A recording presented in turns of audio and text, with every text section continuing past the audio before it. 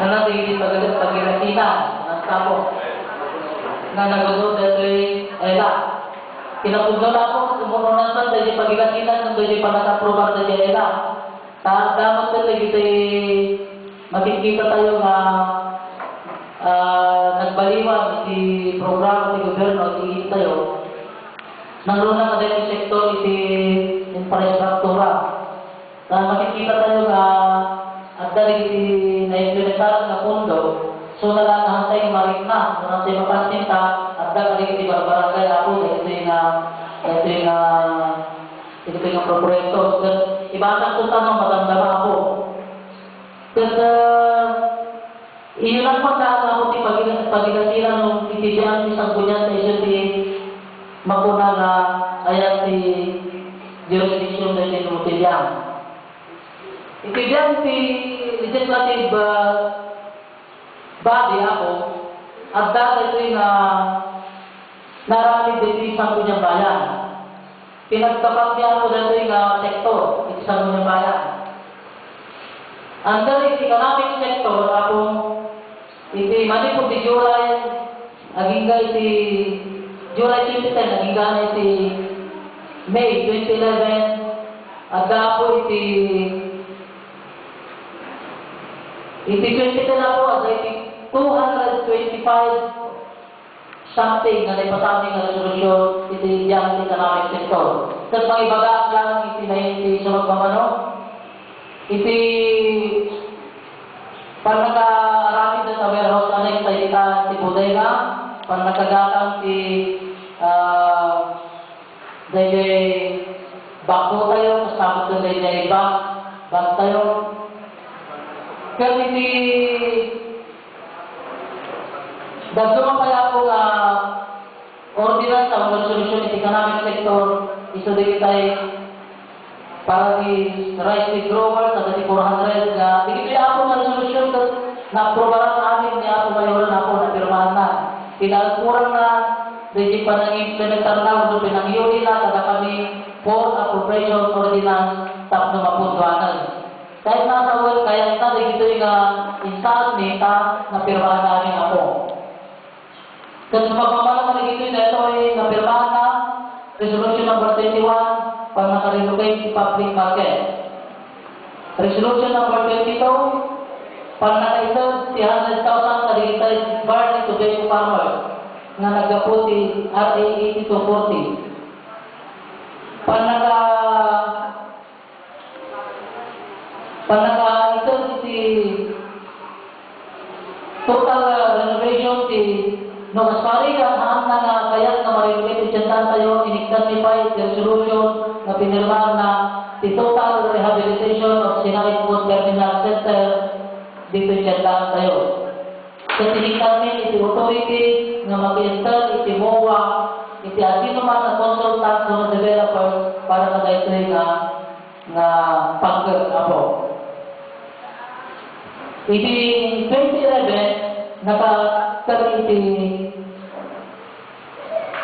61 na resolution ni Pangdot iti economic sector, siyang na resolution ti under iti economic sector out of 61. Kasi sa pamamalang dito ito para naka-reconfiguration dati municipal park tayo na mapanahin dito Aglao na stores di municipal park with man-design di owner. Kedua napirmahan ng abuela.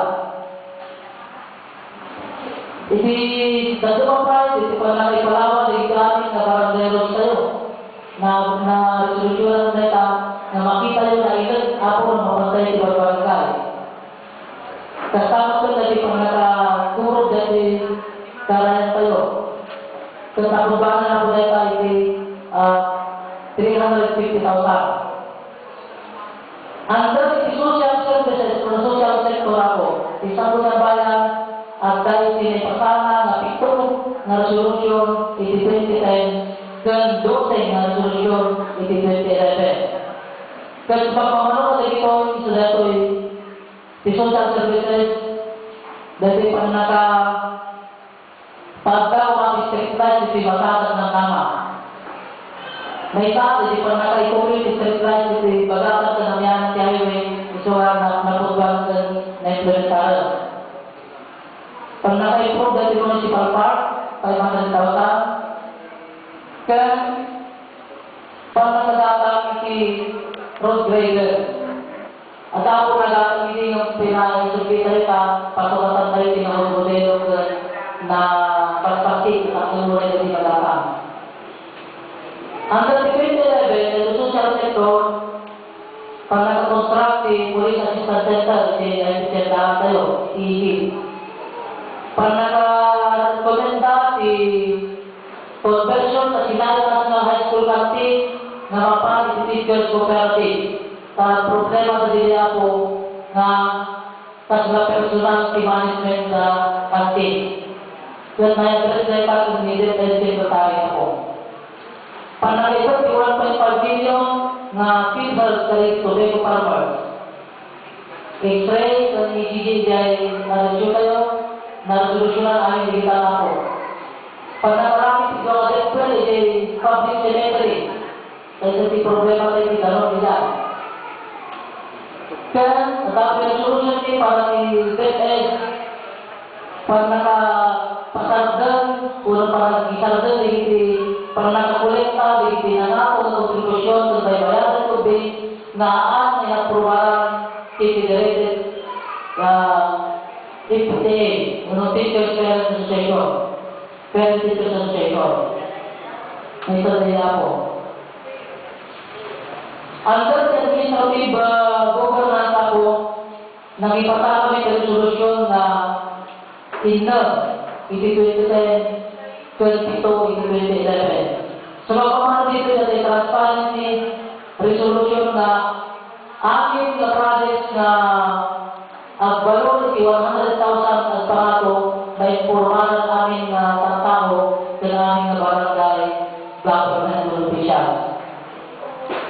Panakapagay iti report sa ako sa iti conspicuous places na barangay. May resolution pa yung may dito ako sa administrative at sa resolution ni karigiti aking enforcing agency, enforcement agencies na i-implementar ka kumapo na nalaing mo strictly karigiti aking koordinata kayo hinihintay na sinahin. Sa nakita ni na saan nagkargaraw dito yung ordinansa. Uri nakatado ako ang na-implementa dito yung ordinansa.